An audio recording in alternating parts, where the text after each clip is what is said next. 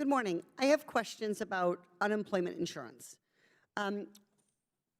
Mr. Dodaro, could you read this headline for the room?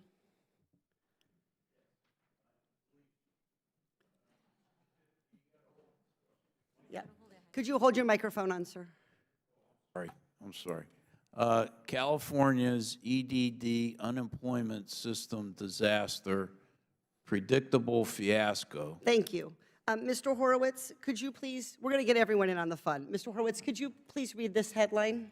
There is no way I can read this headline Okay, because I'll I read didn't it bring for my you. glasses with me. EDD's new software has thousands of defects, some critical. Mr. Smith, we'll see. It's also an eye test in case you need to get a checkup. Can you read that for me, Mr. Smith? It says the North Carolina Unemployment Agency is a broken system. A broken system. North Carolina Unemployment Agency, a broken system. Mr.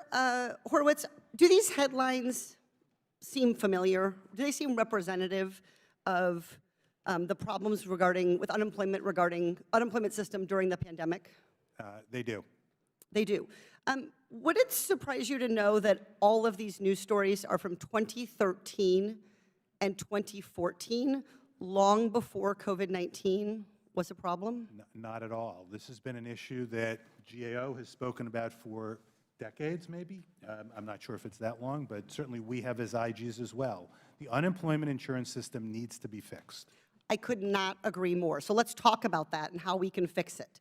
What these headlines show, of course, is that, as you said, state unemployment agencies have long had problems getting help to people who need it and preventing our tax dollars from ending up in the wrong hands. When the pandemic first began, we needed to deliver relief quickly.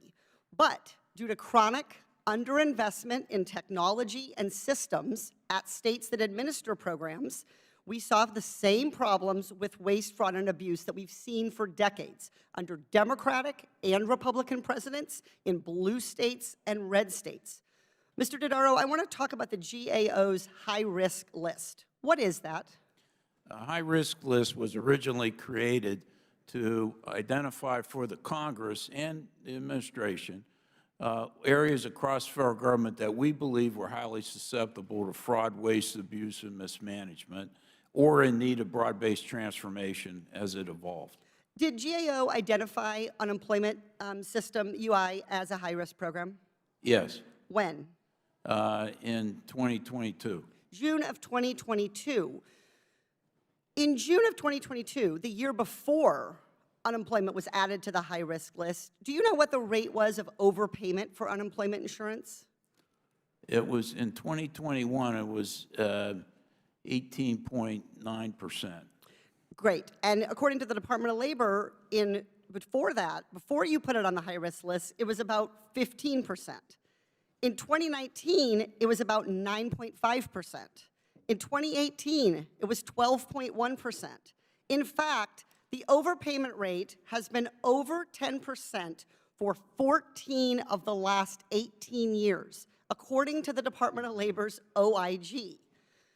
When GAO announced that the unemployment system had been designated as high risk, you said, quote, GAO is concerned that many long-standing problems may go unaddressed. Do you remember saying that? I believe so, yes. Is that a little bit of an understatement at this point?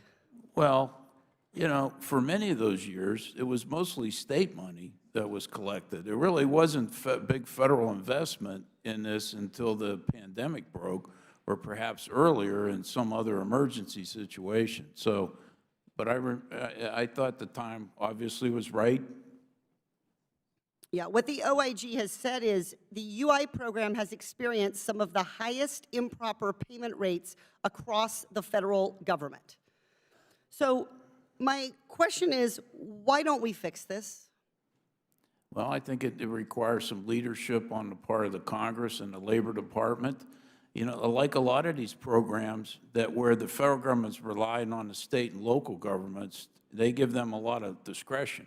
And when times are good, unemployment's low, you know, they don't get a lot of attention until these problems come up. So here's how I think about this. When someone has $1 and they lose a dime of it, they think, shucks.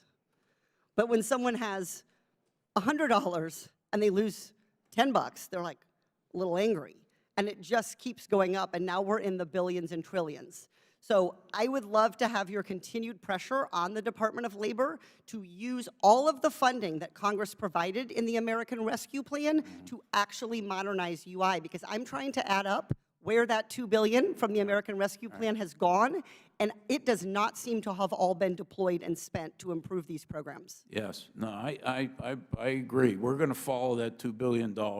Also, I was in the Senate testifying last March with Michael Horowitz and the IG from the Labor Department. He mentioned the money that was given states after the Great Recession to reform the programs, and he mentioned some of that money went unused. No, it absolutely did. And Mr. Chair, if you'll indulge me for just 1 minute. In California, after the American Recovery Act, they were given a $2 million grant to EDD to prevent fraud. And guess what? It worked. At the end of the grant program, California quit using the fraud detection program. Penny wise and pound foolish, because that exact fraud detection program would have prevented and saved tens of billions of dollars for federal taxpayers during this pandemic. So I appreciate the chairman's indulgence, and I yield back. Mr. Palmer, you want to be recognized? Thank you, Mr. Chairman. I just want to affirm the gentlelady from California. Mr. Dodaro and I have worked on this for quite a while, and over half of the problems with improper payments are antiquated data systems at the state and federal level, administrative error, and failure to verify eligibility. So I want to affirm what you just said. Now yield back.